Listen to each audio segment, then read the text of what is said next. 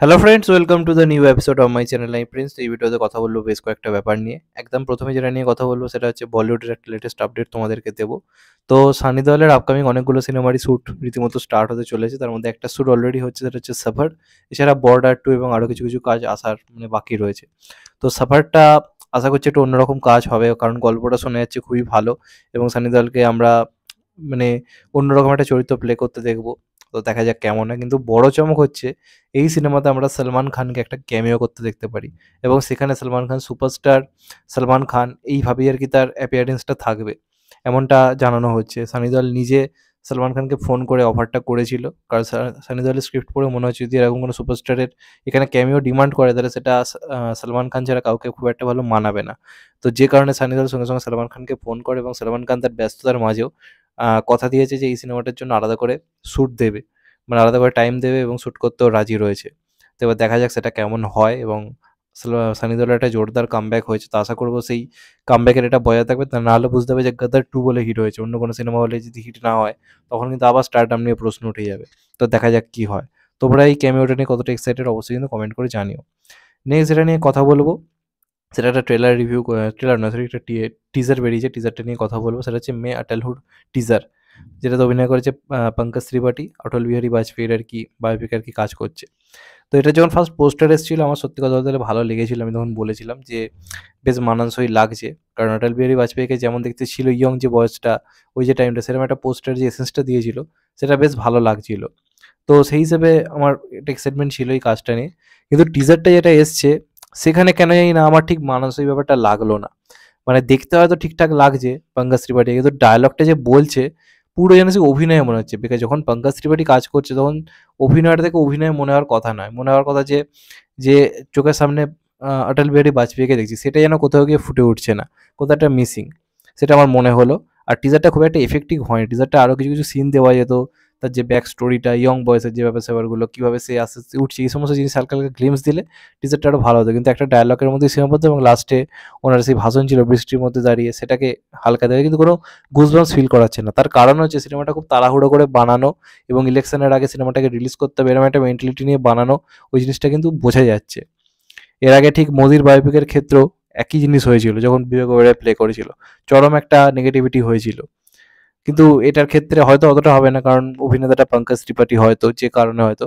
কিন্তু আমার কেন জানি না কোনো রকম এক্সাইটমেন্ট কাজ করলো না এই ট্রেলারটা থেকে কোথাও গিয়ে, টিজারটা থেকে আর কি। তোমাদের কেমন লেগেছে অবশ্যই কমেন্ট করে জানাও। ট্রেলারটা দেখার জন্য একটু এক্সাইটেড রইলাম।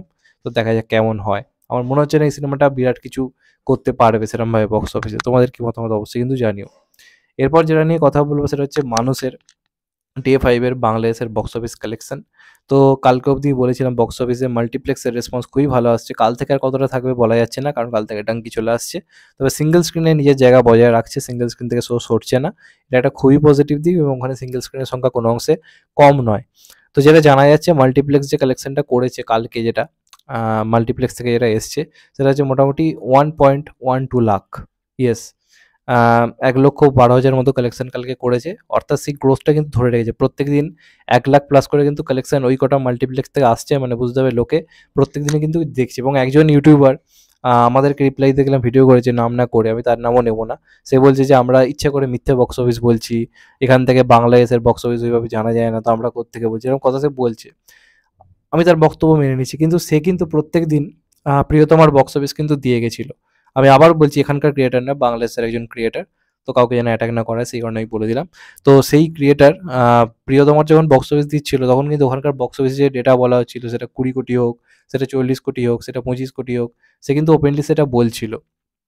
তো সেটারই বা সোর্সটা কি, 100% সোর্স কি? আমাদের মেনে নিতে হয়েছে যে প্রিয়তমার কালেকশন ওটাই হয়েছে। তো তেমনভাবে ওখানকার যখন প্লেক্স থেকে এরকম একটা আপডেট দেওয়া হচ্ছে, আমরা তো সেটাই বলছি। তো উংলি করার কারণটা কি সত্যি কথা বলতে গেলে বুঝলাম না। এটা একটা ব্যাপার। যাই হোক, এটা আমার মনে হলো তাই বললাম। তো এখন অবধি টোটাল যে কালেকশনটা যদি সব মিলিয়ে যদি ধরা হয় সিঙ্গেল স্ক্রিন প্লাস প্লেক্স মিলিয়ে, সেটা কিন্তু সব মিলিয়ে ইন্ডিয়া প্লাস বাংলাদেশ মিলিয়ে ২ কোটি প্রায় ছুঁই কিন্তু হতে চলেছে। এবার যদি সিঙ্গেল স্ক্রিনের এই জায়গাটা বজায় থাকে তাহলে আমি যেরকম বলেছিলাম ২.৫ থেকে ৩ কোটির রেঞ্জটা হয়তো করতে পারে। তবে সবটাই নির্ভর করছে পরিস্থিতির ওপর। দেখা যাক কি হয়। কোথাও গিয়ে বাংলাদেশে গিয়ে একটু হলেও তো কপাল ফিরেছে, এটা তো মানতে হবে এবং চলছেও ভালো। খুব একটা মন্দ চলছে না। অনেকেই নিজেদের সময় নষ্ট করে এটা ওটা করে কিন্তু দেখতে যাচ্ছে। অন্তত আমি এটুকু বলব এখানের থেকে অনেক অনেক বেটার রেসপন্স এসছে। এটাই বা কম কি? তো দেখা যাক কি হয়। আর লাস্ট যেটা নিয়ে কথা বলবো সেটা হচ্ছে চেঙ্গিজের ওটিটি রিলিজ ডেট। দেখুন টিভির আপডেট এখনো সামনে আসেনি, টিভিতে কবে আসবে, কারণ রাবণও টিভিতে অনেক পরে এসেছিল। এবার ওটিটির একটা আপডেট সামনে আসছে যেটুকু যে জানা যাচ্ছে। এবার এটা টেন্টেটিভ রিলিজ ডেট, মানে টেন্টেটিভ টাইম ভাবা হচ্ছে। এবার এটা পাল্টেও কিন্তু যেতে পারে, আমি ক্লিয়ারলি বলছি। তো এটা যেটা ভাবা হচ্ছে সেটা হচ্ছে, প্রথম যে টাইমটা ভাবা হয়েছে, দুটো টাইম ধরা হয়েছে। একটা হচ্ছে সরস্বতী পুজোর টাইম, যেটা ফেব্রুয়ারি মাস, ওই টাইমে আসতে পারে, কারণ রাবণও এরম টাইম করে রিলিজ করেছিল। আমি ঠিক ওই দিনে রিলিজের পক্ষপাতী নই। আর একটা যে ডেট ভাবা হচ্ছে সেই দিন যদি আসে আমি খুব খুশি হব, সেটা হচ্ছে 26 জানুয়ারি। 26শে জানুয়ারি কিন্তু চেঙ্গিজ রিলিজের প্ল্যান করা হচ্ছে, এবং কোন ওটিটিতে আসবে সেটা এখন অব্দি 100% ক্লিয়ার না জানা গেলেও হতে পারে যে ডিজনি প্লাস হটস্টারে কিন্তু আসার একটা বড়সড় চান্স রয়েছে। তারাই সম্ভবত ইতিমধ্যে জিদ্দার সঙ্গে চুক্তিবদ্ধ রয়েছে গ্র্যাসরুট এন্টারটেনমেন্টের সাথে। তো যদি সব কিছু ঠিক থাকে তাহলে প্রথম টার্গেট হচ্ছে 26শে জানুয়ারি, ওই দিন রিলিজের প্ল্যান করা হচ্ছে ওটিটিতে। আর না হলে সেই দিন যদি না আসে তাহলে সরস্বতী পুজোর দিন রিলিজের একটা প্ল্যানিং থাকছে। যদি এই দুটো দিনের মধ্যে না আসে তাহলে কবে আসবে আমরা কেউ জানি না। আপাতত এই দুটো টেন্টেটিভ রিলিজ ডেট ওটিটির ক্ষেত্রে এখন অবধি ভাবা যাচ্ছে। এবার দেখা যাক কি হয়। তো এটাই ছিল মোটামুটি আজকের আপডেট। চ্যানেলটা নতুন হলে চ্যানেলটাকে সাবস্ক্রাইব করে দিও and hit the bell icon. ভালো থেকো সবাই, টেক কেয়ার, নমস্কার, আবার দেখা হবে এখন। তো ভাই টেক কেয়ার, ততক্ষণ তুমি ভালো থেকো, সুস্থ থেকো, টেক কেয়ার, আবার দেখা হবে।